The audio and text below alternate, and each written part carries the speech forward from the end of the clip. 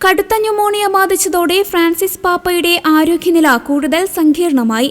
മാർപ്പാപ്പയുടെ 2 ശ്വാസകോശങ്ങളിലും ന്യൂമോണിയ ബാധിച്ചതായി Vatican press office അറിയിച്ചു.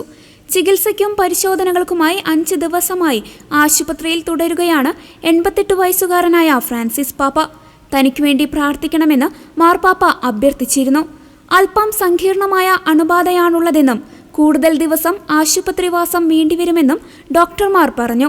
ശനിയാഴ്ച നടത്താൻ നിശ്ചയിച്ചിരുന്ന പൊതുപരിപാടിയും റദ്ദാക്കി. ഞായറാഴ്ച കുർബാനയ്ക്ക് മാർപ്പാപ്പയ്ക്ക് പകരം മുതിർന്ന കർദിനാൾ കാർമ്മികനാകും.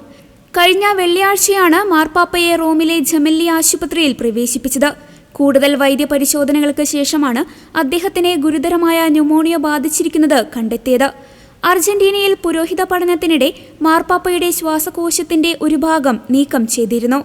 അനാരോഗ്യം ബാധിച്ചിരുന്ന മാർപ്പാപ്പയെ 2023 മാർച്ചിൽ ശ്വാസകോശ പ്രശ്നമാണെന്ന് സംശയിച്ച് ആശുപത്രിയിൽ പ്രവേശിപ്പിച്ചു.